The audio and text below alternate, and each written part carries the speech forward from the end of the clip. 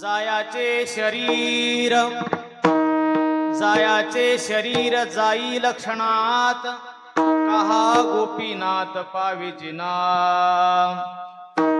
तुम्ही संत सारे कृपेचे सागर निरोप हा फार सांगा देवा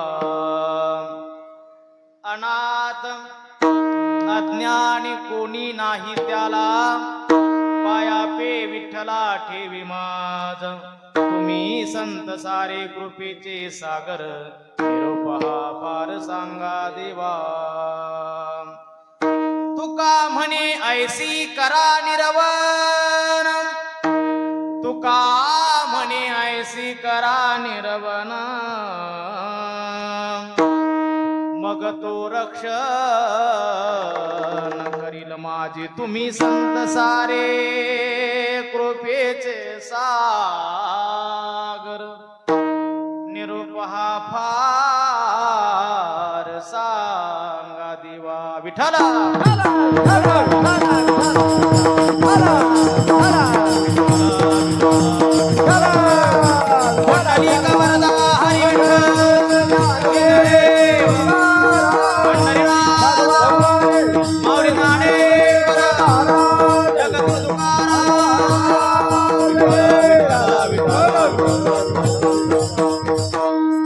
महायोग पिटे तटे भीमरत्यामुरम पुंडलिकाय धातु मुनींद्रे समागत्य तिष्ठन्तमानंद कंदम परब्रह्मलिंगम भजे पांडुरंगम पांडुरंगाकारो प्रथमनमः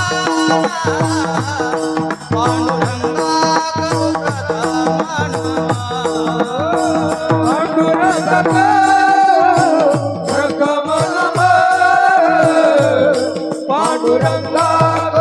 प्रथमनमः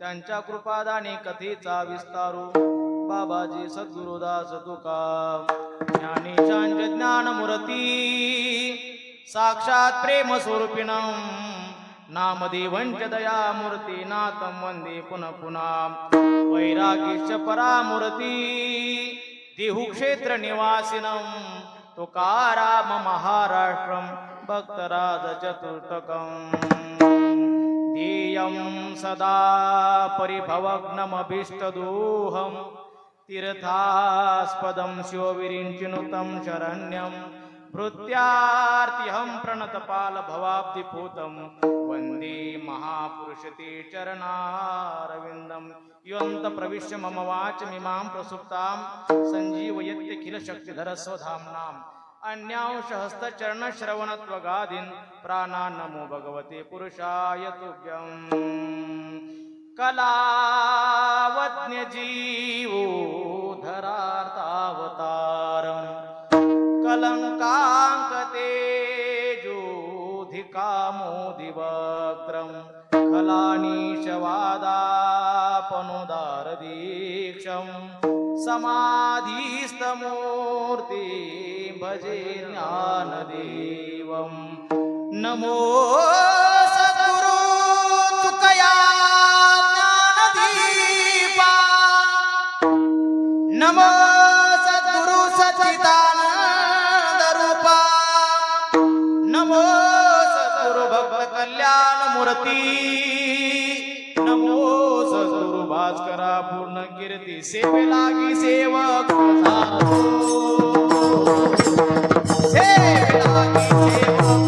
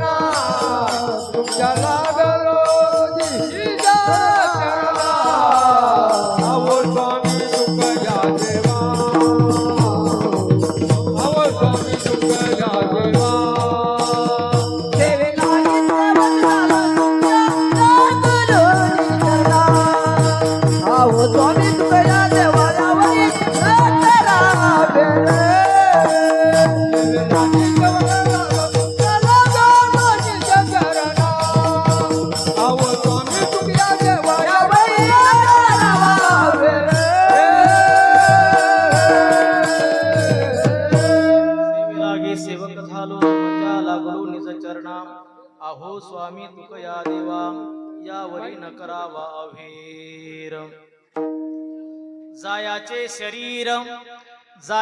शरीर जाई लक्षणात कहा गोपीनाथ पाविची नाम तुम्ही संत सारे कृपेचे सागर निरोपहा पार सांगा देवा।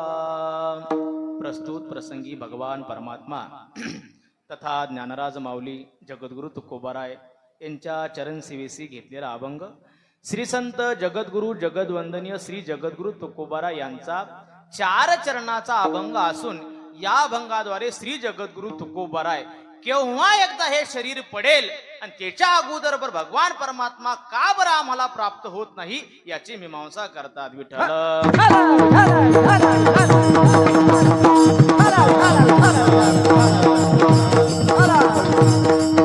जगद्गुरु तुकोबाराय या अभंगामधून हे शरीर कधी एकदा पडेल सांगता येत नाही, कारण या शरीराच्या बाबतीत जर आपण विचार केला तर जगद्गुरु तुकोबाराय म्हणतात हे शरीर जाणार आहे, जायाचे शरीर कधी जाईल हे सांगता येत नाही, जाईल क्षणात, पण त्याच्या अगोदर भगवान परमात्मा आम्हाला प्राप्त झाला पाहिजेत। कहा गोपीनाथ पावेची नाम, या सगळ्या गोष्टी प्राप्त होण्यासाठी या जगद्गुरु तुकोबाराय म्हणतात भगवान परमात्म्याला माझा निरोप द्या, पण तो निरोप देत असताना जगद्गुरु तुकोबारायने तो निरोप मात्र संत महात्म्याकडे दिला। तुम्ही संत सारे कृपेचे सागर निरोपहा फार सांगा देवा। जगद्गुरु तुकोबाराय म्हणतात संत महात्म्यांनो ऐका, त्या भगवान परमात्म्यापर्यंत माझा निरोप पाठवता हे निश्चित आहे, पण त्या भगवान परमात्म्याला माझा निरोप पाठवत असताना मात्र ते भगवान परमात्म्याला निश्चित करून सांगा ते जगद्गुरु तुकोबाराय कसे आहेत, तो जीव कसा आहे, अनाथ अज्ञानी कोणी नाही त्याला म्हणून पाया पे विठ्ठला ठेवी मज. तुम्ही संत सारे कृपेचे सागर, निरोप हा फार सांगा देवा.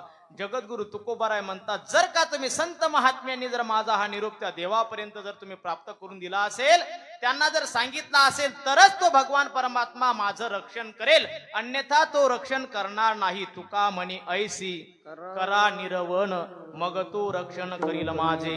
तुम्ही संत सारे कृपेचे सागर, निरोप हा फार सांगा देवा. विठ्ठल सांगितले आहे त्याचं कारण एक आहे, ही भूमी फार दोन्ही संतांच्या महाराज मध्ये आहे. दोन्ही संतांच्या कोणत्या कोणत्या दोन संतांच्या आहे? एक इकडून ज्ञानोबार आहेत, एकूण जगद्गुरु तुकोबार आहे. आणि या दोघांच्या मध्ये महाराज ही चाकण भूमी आहे. आणि या चाकण भूमीमध्ये दोन सुपुत्र महाराज आज कीर्तनाला एकत्र आहेत.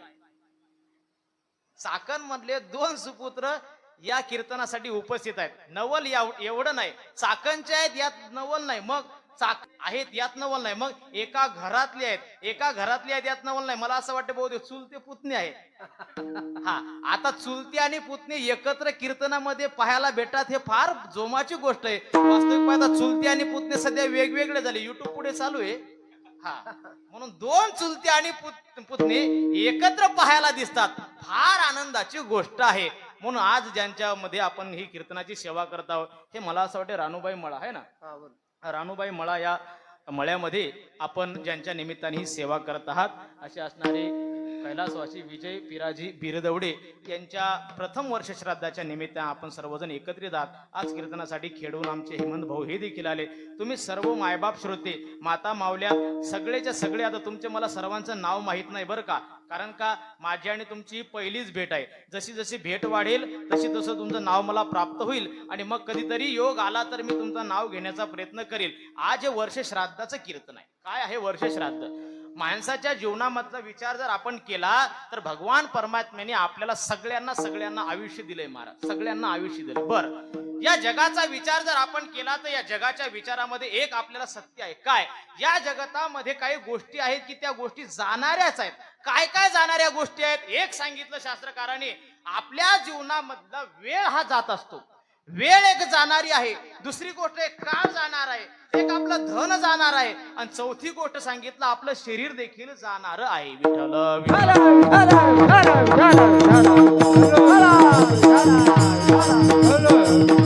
म्हणून आपण कितीही प्रयत्न केला तर तो प्रयत्न करून देखील आपण वेळेला थांबवू शकत नाही. म्हणजे वेळ जाणारी आहे महाराज. वेळ आपण कधीही थांबवू शकत नाही. आपण सर्वजण विचार करा ना, किती वेळ आहे? आज सकाळपासून निघालेला दिवस, आपण कितीही प्रयत्न केला तरी आपल्यासाठी ती वेळ थांबत नाही. म्हणून असं म्हणतात, जेव्हा जेव्हा का आपल्याला वेळ भेटेल ना, त्या वेळेला जो मनुष्य वेळेचं महाराज सार्थकी नाम संधी पूर्ण करतो त्याला आयुष्य जगणं असं म्हणतात. म्हणून आपल्याला जेवढी जेवढी वेळ सापडली का, तर जगद्गुरु तुकोबाराय देखील म्हणतात, बरवी ही वेळ सापडली संधी, बरवी वेळ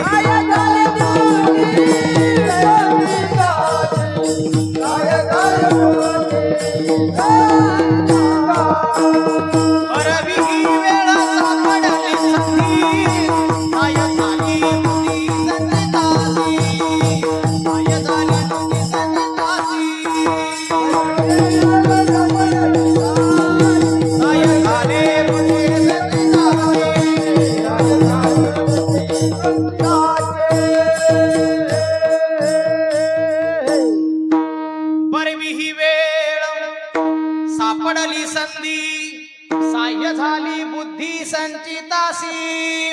म्हणून जगद्गुरु तुकोबाराय म्हणतात, बाबू ऐका ना, आपल्याला मनुष्य जन्म प्राप्त झाला आणि मनुष्य जन्म प्राप्त झाल्याच्या नंतर देखील आपल्याला वेळ मात्र सापडली, हे फार निश्चित आहे.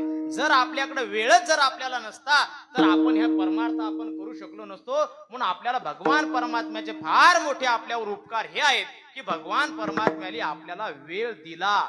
दिलाया काळे अवकाश. म्हणजे हा वेळ दिलाय, ती वेळ जोपर्यंत आपण त्या वेळेमध्ये सर्व गोष्टी करू शकत नाही तोपर्यंत आपलं जीवन पूर्णत्वाला जाऊ शकत नाही. म्हणून वेळ सापडली की माणसाने वेळेचं संधीचं सोनं आपण केलं पाहिजे, त्याला म्हणतात वेळ. मग अशी वेळ जर आपल्याला प्राप्त करून मिळाली असेल तर ती वेळ देखील महाराज जाऊ शकते. वेळ जाऊ एकदा वेळ गेल्याच्या नंतर मग मनुष्य जीवनामध्ये काही करू शकत नाही. तुम्ही लक्षात ठेवा ना दादा, काय वेळ आहे लक्षात ठेवा. जाणाऱ्या गोष्टी आहेत, जाणाऱ्या गोष्टी, वेळ जाणार आहे. एकदा वेळ गेला की परत मारा चान्स नाही. आता तुम्हीच लक्षात ठेवा, आता सध्याच आता मला असं वाटतं आपलं 13 तारखेला कार्यक्रम संपला. आपला 13 तारखेला कार्यक्रम संपला. आता 13 तारखेची वेळ जेव्हा जेव्हा साधली असेल त्यांचं त्यांचं कल्याण आहे. एकदा का ती वेळ गेली की परत 5 वर्षांनीच महाराज, माझं बोलणं लक्षात आलं तर लक्षात ठेवा, 5 वर्षांनी वेळ प्राप्त होईल. तीही आपल्याला त्या अनुषंगाने प्राप्त होईल म्हणून. पण एकदा का आयुष्यातली वेळ निघून गेली की परत मात्र वेळ आपल्याला प्राप्त होत नाही. लक्षात ठेवा, काय आहे माणसाचं जीवन आहे, आपलं वेळ इतकी निघून चालली आपल्या जीवनाची, आपल्याला कळालंही नाही महाराज, आपल्याला कळालं देखील नाही. आज माझ्या समोर काही 50चे असतील, काही 58चे असतील, काही इकडे 60चे असतील. बाबाचं वय किती आहे? 70 तर असेलच ना. हा, 60-70 असेल. म्हणून सगळ्यांचं वय चाललेलं आहे, पण वय जात असताना आपल्याला कळत नाही. वय केव्हा गेलं आपल्याला कळते महाराज, जेव्हा आपल्याला कोणीतरी लक्षात आणून देईल मग आपल्याला वय कळते की आपलं वय इथपर्यंत झालं. काय आहे पूर्वीच्या काळामध्ये बरं का, पूर्वीच्या काळामध्ये म्हणजे जास्त लय अंतर नाही. आता काही वर्षापूर्वी महाराज मी एसटीनं प्रवास करायचो आणि एसटीनं प्रवास केल्याच्या नंतर मग काय, आता हल्लीच आज तर अशी घटना झाली महाराज, काय सांगू, विशेष सांगतो मी आपल्याला. काय आज पहिला मी पूर्वी म्हणजे कीर्तनाला जात असताना एसटी मध्ये जायचं आणि एसटी मध्ये गेल्याच्या नंतर एसटी मध्ये काय आहे, एसटी मध्ये योग असा असतो, सगळीची सगळी गर्दी, आणि गर्दी असल्याच्या नंतर मग जेव्हा गर्दी असेल का त्या वेळेला पाठीमागून काही मुलं आले आणि मुलं आल्याच्या नंतर लगेच बोलला आले, काका जरा पुढे व्हा. काका कधी झालो हे सुद्धा कळालं नाही महाराज, कधी दाढी पांढरी झाली हे कळालंच नाही. संतोष महाराज म्हणले हा फोटो, हा इकडे हो बाबा. वाघ महाराज देखील ऐकत ना आज. म्हणून फोटो पाहिल्याच्या नंतर संतोष महाराज म्हणले, महाराज हा फोटो देखील आम्हाला ओळखू आला नाही. म्हणलं तो फोटो कोरोनाच्या अगोदरचा होता, त्यावेळेस दाढी देखील पांढरी नव्हती, कधी दाढी पांढरी झाली हे देखील कळालं नाही महाराज. याला म्हणतात वय कधी निघून गेलं कळत नाही, याला म्हणतात वेळ कधी निघून गेली कळत नाही. म्हणून असंच आहे महाराज, कधी वय निघून जाईल सांगता येत नाही. तुम्ही खरंच सांगा मला, प्रत्येकाचे पांढरे केस कधी कधी झाले बरं, खरंच सांगा किती कधी झाले पांढरे केस, कळालंच नाही. असंच आहे, आपल्या जीवनातली वेळ कधी निघून जाईल आपल्याला कळतच नाही. म्हणून महाराज म्हणतात आपल्या जीवनातली वेळ जाणारी आहे. एक दुसरी गोष्ट, चला मला जास्त विचार करायला इतका वेळ नाही म्हणून, हा तितकाही वेळही मला नाही, लक्षात ठेवा. हा हे विशेष आहे. म्हणून वेळ माणसाच्या जीवनामध्ये निघून जाते. तुम्ही लक्षात ठेवा ना, 10 ते 12 कीर्तन आहे, 10:30 सुरू झालं, मला बरोबर 12:30 पर्यंत थांबायचं आहे, 12:30 पर्यंत थांबायचंय. मग 12:30 पर्यंत जर थांबायचं असेल तर त्यामध्ये आपल्याला जेवढं जेवढं सांगायचं आहे, अभंगाचा काय भाव असेल, काही अभंगामध्ये काय बोलायचं असेल, ते सगळ्याच्या सगळं मी तेवढ्या वेळेमध्ये जर मी बोलून गेलो तर मी वेळ साध्य केली असं ठरेल. एकदा का 12:30 वाजले आणि 12:30 वाजल्याच्या नंतर मग म्हणावं लागे आता वाजले की 12 मला, म्हणून ते मला असं बोलण्याच्या वेळेच्या अगोदर जर मी आपल्याला बोलून गेलो तर मग म्हणेल की मी वेळ आपली साधली. मग मी 12:30 होतील आणि 12:30 झाल्याच्या नंतर मग जर म्हणलं अहो संतोष महाराज, अहो कैलास महाराज, मला फार या अभंगावर बोलायचं होतं, हे लगेच म्हणतील महाराज आता बोलायला चान्स नाही, आता वेळ संपली, आता परत तुम्ही मला भेटणार का नाही. म्हणून जे काही बोलायचं आहे त्या 2 तासाच्या वेळेमध्ये आपण बोलायचं आहे. म्हणून वेळ फार माणसाच्या जीवनामध्ये सांभाळली पाहिजे. विठ्ठल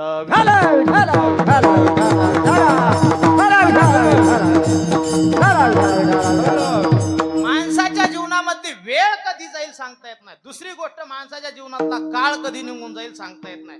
काळ म्हणजे हा सगळा जो काळ आहे कधी निघून जाईल सांगता येत नाही. 1 वर्ष झालं, 2 वर्ष झाले, असे काळ संपता संपता संपून कधी जाईल सांगता येत नाही. म्हणून माणसाच्या जीवनामधला सुखाचाही काळ असतो आणि माणसाच्या जीवनामधला दुःखाचाही काळ असतो. सुखाचा काळ आणि दुःखाचा काळ हे दोन्ही काळ कधी निघून जातात कळत नाही. म्हणून आपल्या जीवनामध्ये लक्षात ठेवा, काय आहे आपलं जीवन आहे आणि आपलं जीवन सुखाने आणि दुःखाने मिश्रित आहे. असा एकही व्यक्ती माझ्या समोर नाही की त्याला केवळ आणि केवळ जीवनामध्ये फक्त आणि फक्त दुःखच आहे, असा एकही व्यक्ती नाही. मग आपल्याला काही काळ दुःख होईल आणि त्याच्यानंतर काही काळाने आपल्याला सुख प्राप्त होईल. असे दोन्ही काळ आपल्या जीवनामध्ये येतात, पण दोन्ही काळ आपल्या जीवनामध्ये कायम स्वरूपी राहत नाही. असा एक जीवन एकही व्यक्ती नाही की तो जीवनामध्ये आला आणि त्याला केवळ आणि केवळ सारखं सुखच प्राप्त झालं. महाराज, सुखच केवळ प्राप्त होत नाही. सुख झाल्याच्या नंतर काही काळाने त्याच्या पाठीमागं दुःख येत असतं आणि दुःख उत्पन्न झाल्याच्या नंतर काही काळाने त्याच्या पाठीमागं सुख येत असतं. म्हणून माणसाने जीवनामध्ये लक्षात ठेवलं पाहिजे, कोणताही काळ असेल, सुखाचा काळ असेल तरीही असं म्हणलं पाहिजे की हा काळ जाणाराच आहे, आणि दुःखाचा काळ असेल तरी जाणार आहे, आणि सुखाचा असेल तोही जाणार आहे. म्हणून मी आमच्या हरिभक्त परायण गुरुवर्य पाचपोरजी बाबा यांच्या मुखातून एक वाक्य ऐकलं. त्यांनी सांगितलं की आपल्या घरामध्ये दररोज आपण गेल्याच्या नंतर काही वाक्य आपण लिहिले पाहिजे. काय वाक्य लिहिले पाहिजेत? त्यांनी सांगितलं, जर कदाचित जर आपल्या जीवनामध्ये कधी दुःख जर येत असेल तर मग घरामध्ये त्यांनी सांगितलं की तिथं असे लिहून ठेवा, येही दिन निकल जाएगे. फक्त एवढंच वाक्य लिहा. काय? येही दिन निकल जाए, म्हणजे हे दिवस निघून जातील. म्हणून जेव्हा जेव्हा असं जर वाक्य, आपण संतांचं वाक्य असेल, ते वाक्य जर आपण असं लिहून ठेवलं आणि लिहून ठेवल्याच्या नंतर जर आपल्या जर जीवनामध्ये कदाचित जर दुःखाचा प्रसंग आला असेल आणि आपण जर का घरामधून बाहेर पडलात, तर त्यावेळेला फक्त त्या वाक्याकडे पाहायचं आणि करायचं, हेही दिन निकल जायचे.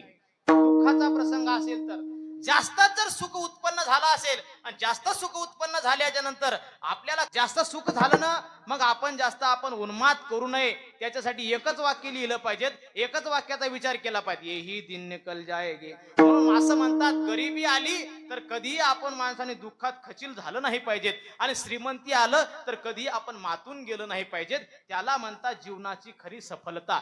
म्हणून सुखाचा काळ असेल जातो, दुःखाचा काळ असेल जातो. म्हणून हे दोन्ही गोष्टी जात असताना दुसरी गोष्ट सांगितलं त्यांनी, शास्त्रकार म्हणतात आपल्या जीवनामधला दोन्ही काळ जातात यात नवल नाही, मग आपल्या पाठीमागं असलेली संपत्ती देखील जात असते.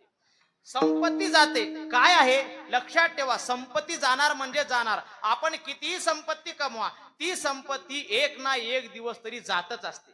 तुम्ही म्हणाल, महाराज आम्ही आमच्या जीवनामध्ये फार मोठी संपत्ती उत्पन्न केली, कशी काय जाईल?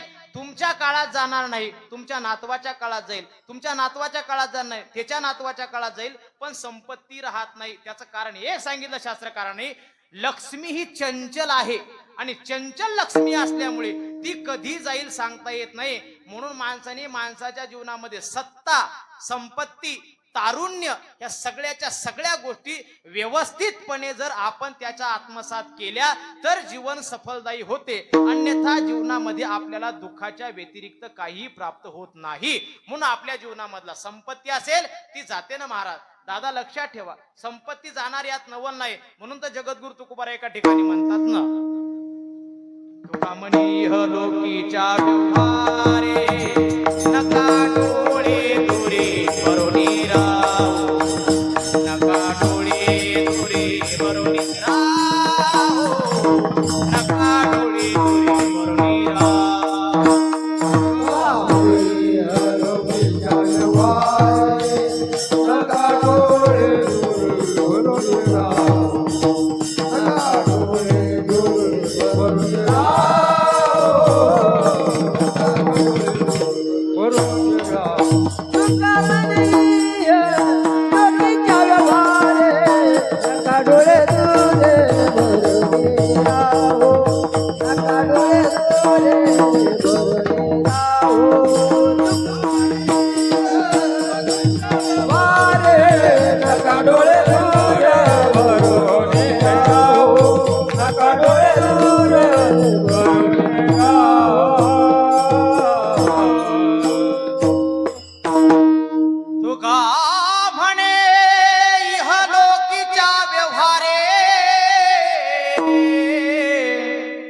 नका डोळे भुरे भरून राहू, नका डोळे दुरे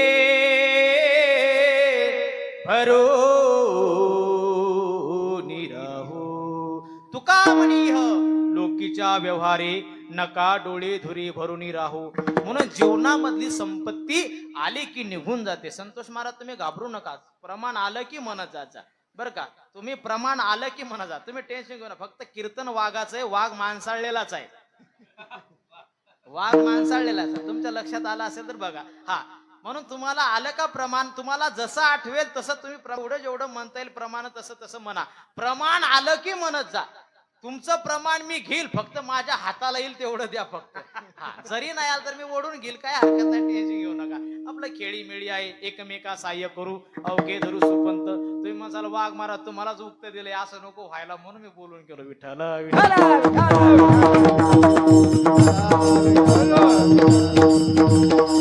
तुका म्हणे इह लोकीच्या व्यवहारे नका डोळी धुरी भरून राहू. जगद्गुरु तुकोबाराय म्हणतात, साधकांनो ऐका, अरे बाबांनो ऐका, या जीवन आपल्याला प्राप्त झालं ना, मग या जीवन प्राप्त झाल्याच्या नंतर आपल्या डोळ्यामध्ये जो काही संपत्तीचा धूर आहे, तो संपत्तीचा धूर आपल्या डोळ्यामध्ये येऊ देऊ नका. त्याचं कारण एक आहे, ही संपत्ती कधी जाईल हे सांगता येत नाही. तूने जो कमाया बंदे, तूने जो कमाया तूने जो कमाया बंदे, दूसरा ही खाएगा. खाली हाथ आया बंदे, खाली हाथ जाएगा. खाली हाथ आया बंदे, खाली हाथ जाएगा. ही अशा कविता मी म्हणत नसतो बरं का, पण त्याचं कारण असे, आज माईक फार सुंदर लागला. माईकवाल्यासाठी एकदा टाळी वाजवली पाहिजे. नाहीतर मी हे म्हणत नाही महाराज, कारण की मी सगळ्या चाली वगैरे तर मला तुम्ही बरेच जण मला ऐकता बऱ्याच दिवसापासून. मी जसं जसं माईक असेल तशा तशा चाली म्हणतो. असे माझं काम तसंच आहे.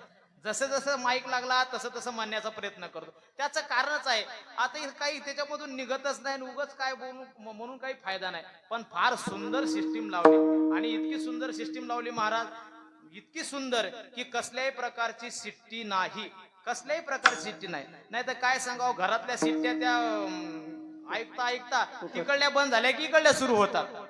लगेच घरचे माणसं माझा 3 सिट्ट्या झाल्या, भात घ्या खाऊन. तसं काम आहे, तिकडल्या सिट्ट्या कमी होत नाहीत की लगेच त्यांच्या सिट्ट्या सुरू. पण आज लय फार विशेष वाटलं मला, आनंद याचा वाटला. आज जरी हा कार्यक्रम जरा दुखवटा जरी असेल तरी लक्षात ठेवा ना दादा, अरे गेलेला महात्मा फार पवित्र आणि पावन असला पाहिजे. त्याचं कारण मी आपल्याला एक बोलेल. काय, हे सगळे जे कीर्तन भजन प्रवचन हे कोणाच्याही निमित्ताने होत नाही. त्याचं प्रामुख्याने शास्त्राने सांगितलं काय आहे, माणसाच्या जीवनामध्ये संतांची महाराज पुण्यतिथी होते. लक्षात ठेवा, संतांची पुण्यतिथी होते, भगवान परमात्म्याचा जयंती उत्सव होतो, आणि आपल्या सर्वसामान्य माणसाचं महाराज वर्ष श्राद्ध प्राप्त होत असते. मला जास्त मोठी प्रस्तावना करायची नाही, पण त्याचं एक कारण मी सांगेल आपल्याला. भगवान परमात्म्याची जयंती आपण साजरी करता, प्रभू दत्तांचा कार्यक्रम होत असेल नसेल होत, भजन कीर्तन तरी नक्की होत असेल, म्हणून भगवान दत्तात्रेयाच्या जयंतीच्या निमित्ताने आपण त्यांचा उत्सव साजरा करता. उद्या नृसिंह जयंती आहे, भगवान परमात्म्याचा उत्सव आपण सगळेजण साजरा करता. ज्ञानोबाराय तुकोबाराय जगद्गुरु तुकोबाराय नाथ बाबा हे ज्या वेळेला गेले त्यांना संतांची महाराज पुण्यतिथीचा सोहळा म्हणतात. आणि हे सगळ्यांचा सोहळा झाल्याच्या नंतर आपल्या सर्वांचं महाराज वर्ष श्राद्ध असतं. आपलं वर्ष श्राद्ध, आणि वर्ष श्राद्ध महाराज कोणाचंही होत नाही. मग वर्ष श्राद्ध होण्यासाठी माणसाच्या जीवनामध्ये आपले पुत्र संतती चांगली असावी तर ते वर्ष श्राद्ध करतात. नाही तर हल्लीच्या काळामध्ये महाराज 2024 आहे, विज्ञान युग आहे, लोक म्हणतात तिथं वर्ष श्राद्ध केल्याच्या नंतर तिथं कधी प्राप्त होईल. अरे लक्षात ठेवा दादा, अरे इथं जर आपण वर्ष श्राद्ध केला असेल, त्याच्या निमित्ताने जर ज्यांचे गेलेले असतील त्यांच्या निमित्ताने जर आपण काही जर अन्नदान केलं असेल, काही पुण्यदान केलं असेल, ते सगळंच्या सगळं तिथपर्यंत पोहोचतं. त्याचं मी कारण सांगेल आपल्याला. मी तुम्हाला मोघम बोलणार नाही, प्रमाण देऊन बोलेल.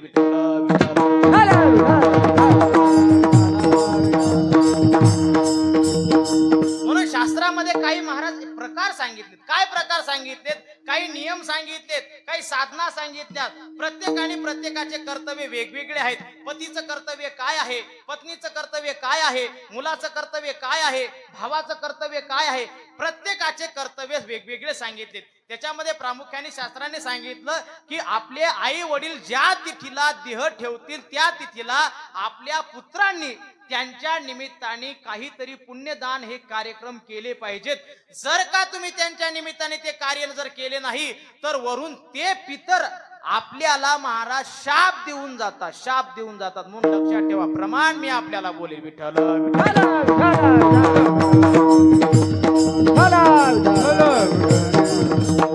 आहा कटकटा करती तयाचे पितर वंशी दुराचारी पुत्र झाला, वंशी दुराचारी पुत्र झाला. आहा कटकटा करती पितर, वंशी दुराचारी पुत्र झाला, वंशी दुराचारी पुत्र झाला. म्हणून वरून गेलेले आपले जे पितर आहेत, जर का आपण त्यांचं वर्ष श्राद्ध केलं नाही तर ते पितर आपल्याला शाप देऊन जातात. म्हणून आपण त्यांच्या शापाला पूर्णतः त्यांच्या शापाला पात्र होऊ नये असं जर वाटत असेल तर आपण आपले वडील ज्या तिथीला गेले असतील त्या तिथीला आपण त्यांच्या निमित्ताने कीर्तन असेल, भजन असेल, काही साधना असेल, थोडस अन्नदान असेल, त्यांच्या निमित्ताने केलं पाहिजे. आता ऐका, शास्त्राने सांगितलं कधी कधी करायचं, सांगतोच मी आपल्याला, हा बोलून जातो. काय आहे, ज्या ज्या तिथीला एक आपण भाद्रपद महिन्यामध्ये आपल्याकडे पित्रच म्हणतात ना, काय म्हणतात, पितृपक्ष. त्या पितृपक्षामध्ये ज्या तिथीला आपल्या आई वडिलांनी देह ठेवला असेल, आपल्या पूर्वजांनी देह ठेवला असेल, त्या तिथीला मात्र त्या महिन्यामध्ये आपण त्यांच्या निमित्ताने एक का होईना पण पात्र आपण जेवू घातलं पाहिजेत. त्याला म्हणतात पितृपक्ष. एक दुसरी गोष्ट सांगितली, आताच होऊन गेली अक्षय तृतीया. त्या अक्षय तृतीयाच्या दिवशी देखील आपण त्यांच्या निमित्ताने एखादं तर का पात्र होईना कोणी साधक असेल त्याला जेवू घातलं पाहिजेत. दोन आणि तिसरी गोष्ट सांगितली, त्या पुत्राच्या जीवनामधला सगळ्यात जर मोठा उत्सव जर कोणता असेल तर सोम सूर्यादी ग्रहणे येऊनी करती पारवणे, जे का माता पिता मरणे अंकित जे दिवस. ज्या तिथीला आपल्या आई वडिलांनी देह ठेवला असेल त्या तिथीला जो व्यक्ती, जे पुत्र त्या वडिलांच्या निमित्ताने, आई साहेबाच्या निमित्ताने जर कथा कीर्तन करत असतील तर त्याच्यासाठी तो पर्व काळ सांगितला. पर्व काळ. आणि आज तर मला असं वाटतं फार या भाऊंचं फार मोठं भाग्य असलं पाहिजे, विजय भाऊचं फार मोठं भाग्य असलं पाहिजे. महाराज काय आहे, हा पर्व काळाचा उत्सवच आहे. योगायोग असा पर्व काळ येत नाही. त्याचं कारण एक आहे, कोणाच्या जीवनामध्ये ह्या गोष्टी येत नाही. माझं फार मोठी प्रस्तावना होईल, कोणाच्या जीवनामध्ये महाराज हा योग येत नाही. आज फार विशेष काय आहे, आज महाराज द्वादशी आहेत. आणि द्वादशी हा पर्व काळ सांगितला. एकादशी हे व्रत आहे, माझ्या समोर वारकरी मंडळी आहेत, एकादशी हे व्रत आहे आणि द्वादशी महाराज हा पर्व काळ आहे. म्हणून माणसाच्या जीवनामध्ये पर्व काळ सांगत असताना आपल्या वारकरी संप्रदायामध्ये 29 पर्व काळ सांगितले. किती? 29 पर्व काळ. 24 एकादशी झाल्याच्या नंतर येणारी द्वादशी म्हणजे तो पर्व काळ एक. आणि जे 5 आपल्यामध्ये उपवास सांगितले, कोणते कोणते? विशेष पर्व भागवत धर्मी, नृसिंह जयंती, रामनवमी, कृष्णाष्टमी, वामन जयंती, उत्तम शिवरात्र, हे 5 एकंदरीत 29 असे उपवास म्हणजे पर्व काळ आहेत. हे पर्व काळ जर आपल्याला कदाचित कोणी म्हणेल महाराज आम्हाला एकादशी ही माहित नाही, आता काही सांगता येत नाही, काही जीवन आहे महाराज.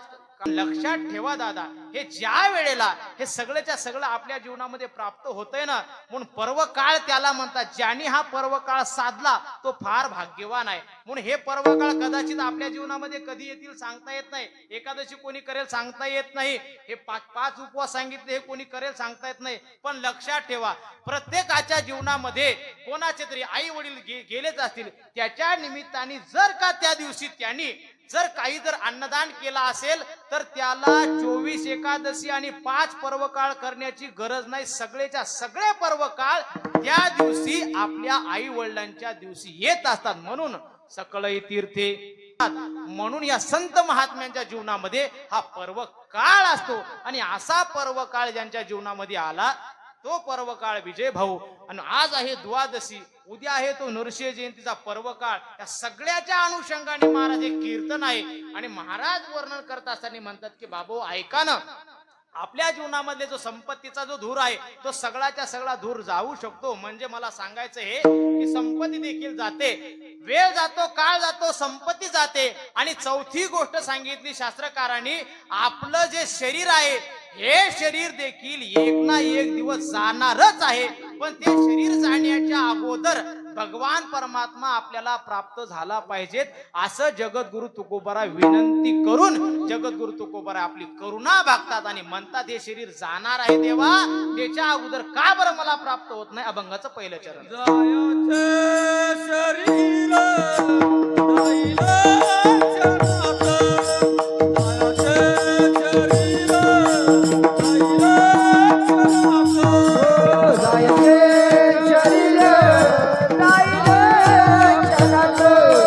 जायते शरीर जाईल क्षणात जायते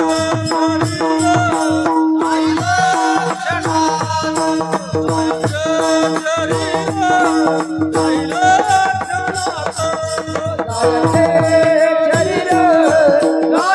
जाईल क्षणात जायते शरीर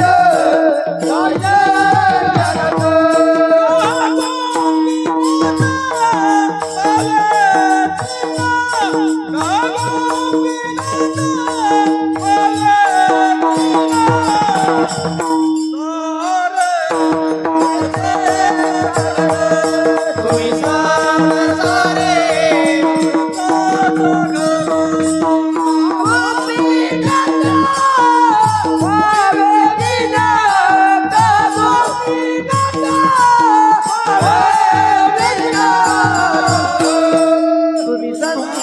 सारे तुम्ही संत सारे तुम्ही सांग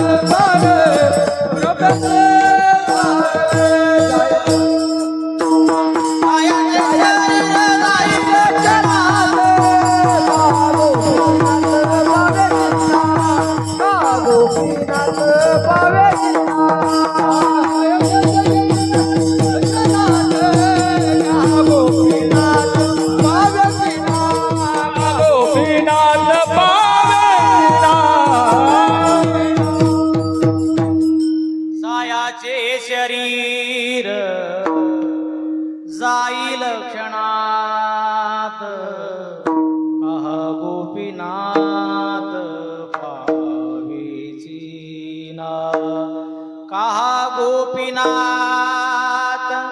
पावेची ना सायाचे शरीर जाईल क्षणात जगद्गुरु तुकोबाराय म्हणतात बाबू हो हे शरीर कधी जाईल हे सांगता येत नाही म्हणून त्याच्या अगोदर भगवान परमात्मा प्राप्त करून घेतला पाहिजे आपल्या सगळ्यांचं इति कर्तव्य जर काय असेल तर सगळ्या महत्वामध्ये एकच आहे की भगवान परमात्मा प्राप्त करून घेतला पाहिजे पण तो भगवान परमात्मा प्राप्त करून घेण्याच्या अगोदर या शरीराचं सांगता येत नाही आयुष्याचं सांगता येत नाही शरीर कधी पडेल हे सांगता येत नाही दादा शरीर कधी पडेल सांगता येत नाही क्या भरोसा है इस जिंदगी का क्या भरोसा है इस जिंदगी का साथ देती नहीं साथ देती नहीं साथ देती नहीं ये किसी का क्या भरोसा है इस जिंदगी का क्या भरोसा है इस जिंदगी का हे जीवन आपलं असं आहे की कधी पडेल सांगता येत नाही क्या भरोसा आहे सांगता येत नाही सांगतो तू मासी माझा रे विठ्ठला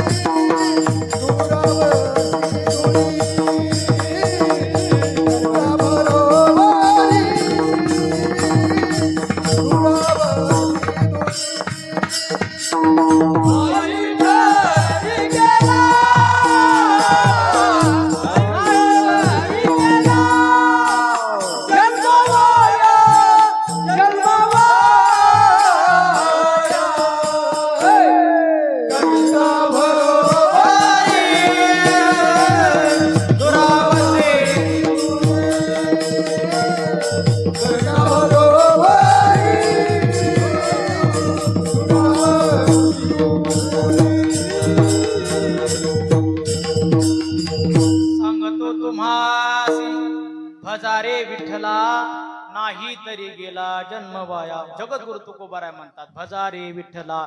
म्हणून हे शरीर कधी जाईल सांगता येत नाही. शरीर जाण्याच्या अगोदर भगवान परमात्मा प्राप्त करून घेतला पाहिजेत. एकदा का भगवान शरीर निघून गेलं आणि मग जर शरीर निघून गेल्याच्या नंतर जर आपण प्रयत्न केला तर मग मात्र भगवान परमात्मा प्राप्त होणार नाही. त्याचं कारणच सांगितलं. शरीर जर नसेल तर भगवान परमात्मा जोडता येत नाही. कथेची सामुग्री देह अवसानावरी. म्हणजे कथेची सामुग्री आहे पण कधी देह अवसानावरी. जर देह असेल तर कथा करता येईल, कीर्तन करता येईल, तीर्थयात्रा करता येईल. सगळं जर चांगलं असेल तर मगच सुखे सेऊ ब्रह्मानंदा गाऊ राम नाम सदा आनो हे मग काळ दुर्ग